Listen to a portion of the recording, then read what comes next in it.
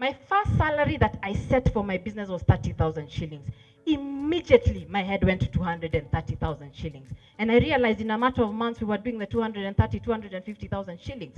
So I realized the power of putting a figure for yourself. It didn't mean that from the get-go, the business was able to pay me 30K. But it meant I've recorded somewhere that the business owes me 30,000 shillings per month.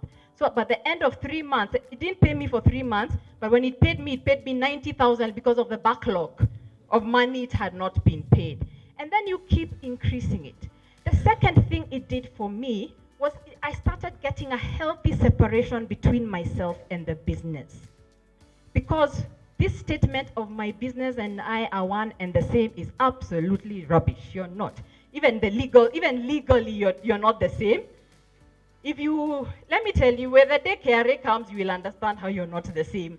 With that, they don't consider you the same. Me, I've been audited, so I know, how they consider. But you start understanding you are one of the people who create value. And when you're the founder, at first, it's a lot of the value is you. So you have to start valuing your own value in the business. Because nobody is going to do what you do for free. And Waceke talked about investors and how they come back and look at you when they're debating how much money to put in your company, and that's the thing they actually look at. But because I know that this is beyond my own experience, this is such a touchy subject, it's covered heavily in the Autonomy Entrepreneur class, but I'll tell you, paying yourself will help you understand where your money is going. And I think even as you grow, that discipline never leaves you. Then you start, because a lot of times we become, as money comes in, it's very easy to become careless. Yeah, but if you started that discipline of understanding, these days, this thing of money came in through my M-Pesa and then I went to Taskies. So you have no idea, then you want to blame the bank for not giving you credit. You tell them, but I have cash flows of 300,000. You're like, where? Oh, someone paid me M-Pesa, and they don't buy that. So even if you're receiving money by M-Pesa, even if you have to remove it, go bank it and then move it out. Yeah? Know where money goes. As you grow, you won't be careless. So that the biros were costing 200, but why should they be costing 1,000 shillings now just because we have more money? Are we in the business of writing? Yeah? Yeah? You've got to know the difference between revenue, cash flow, profit. Whatever. Yeah? We like profit, but we've not understood cash flow as well.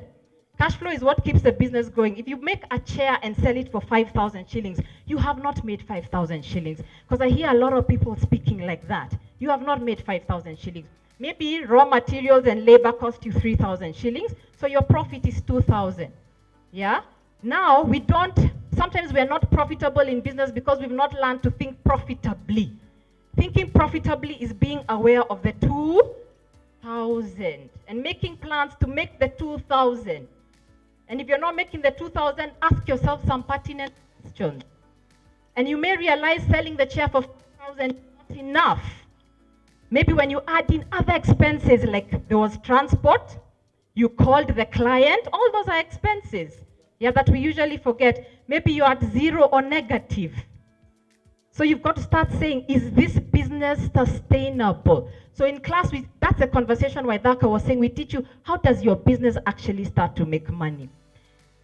Paying yourselves is so that you also become disciplined. Many people are paying themselves, but they just don't call it a salary. You're paying yourselves illegally. If you are a public listed company, it would be called fraud. Yeah? Getting money, I need to do this, I need to pay school fees, I need to go to the supermarket, I need to take people for drinks, it's all coming. And that's where your business starts becoming, is the purpose of your business to fund your lifestyle.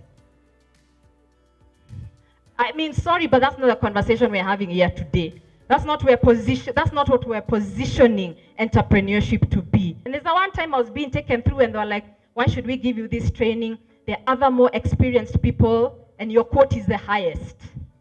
I said, I am the best. Now, it just came out. Even after I said it, I was like, Bass, it is fear now has come. It has gone and gotten seven other fears and come and landed.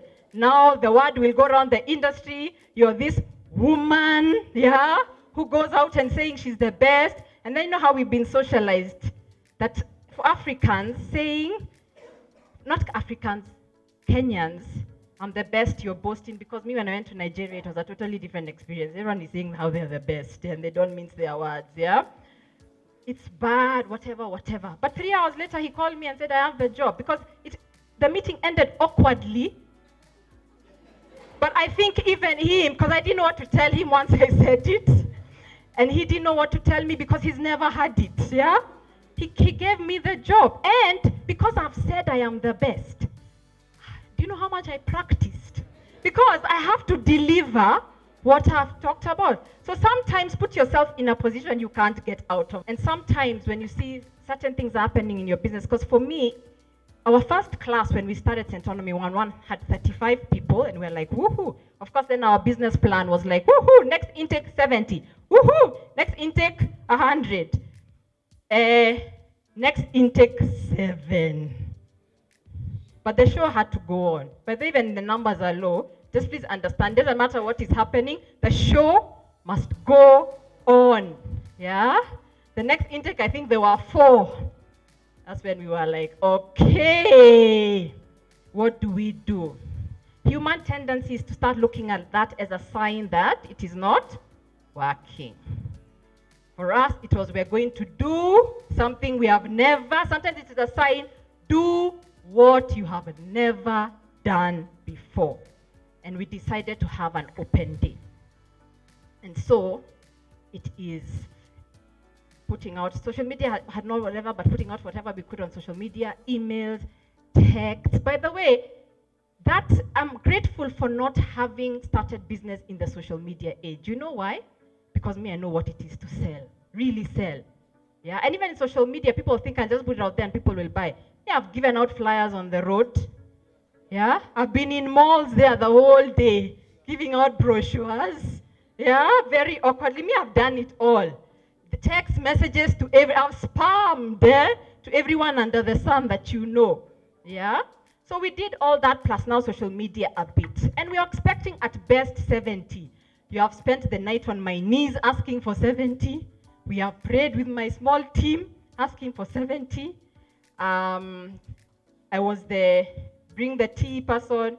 I was the moderator, what Waceke was doing. I was the speaker, yeah? And 200 people showed up. This is what I've learned. God does not meet you at the bus stop. He meets you inside the bus. So many people are waiting for God at the bus stop. No, he meets you when you've taken the step, he comes in. Because still today, I don't know how it ended up being 200 people. And I've told you those events even now attract 2,000 people. And when you see something not working, you've got to ask yourself, what do I do differently? And when it comes to reaching your customer, I want to challenge you, go out there and do it in a scary way.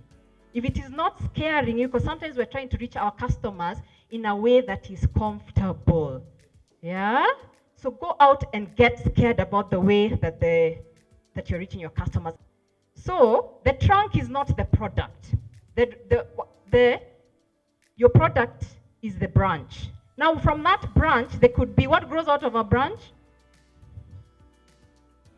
Leaves, stems, yeah? So let me tell you how we first did product innovation. First of all, and when we're taking the class, we take you through something called design thinking so that you can step into the shoes of your customer and start understanding things from their perspective. We started hearing from the customer, I wish I did this younger. A very easy statement to ignore. Then you hear it again and again. And sometimes if information is keeping on coming back to you, you do something about it. So we are like, hey, younger, sawa. University students, the Autonomy Campus Edition came.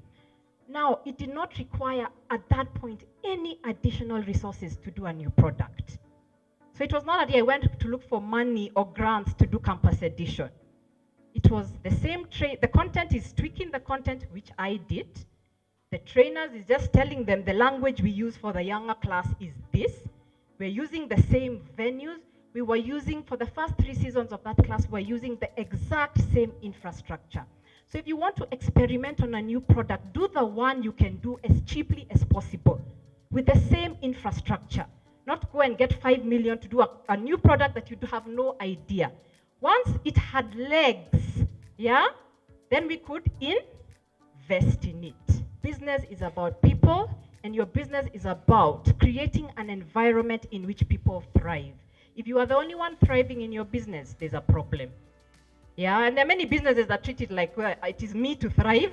They'll even park their Range Rover, yet salaries have not been paid. Yeah? So, people are looking for more than money. They're looking for opportunities to grow. Because human beings were made to grow. As Mrs. Mushami was saying, take dominion. Everybody in their own space wants dominion. Yeah, not just you, the entrepreneur. So I learned that once I was not there, people even thought in ways that I could not. So never think of even you as an entrepreneur, your job as one thing. It's going in different stages, it will take different turns. But a lot of businesses, you come and find 7 years, they're still doing what they were doing year one. So go and start evaluating, what do you spend time on? And how much of that do you need, can you give someone else or do it in a more efficient way? Don't be discouraged by the time it takes. As I said, mine is 10 years. But this is my fundamental belief about the shift we are seeing in today's environment. I know people like defaulting to the economy, yeah? But even in the business environment, and we start seeing all these big companies retrenching, just understand there is a shift. Business as usual cannot continue, yeah? So, even I look at some of these big companies and say, don't blame the economy, you had a fundamental problem, your business model. You cannot continue ignoring the customer that way and not responding to customer needs and still make billions of profit.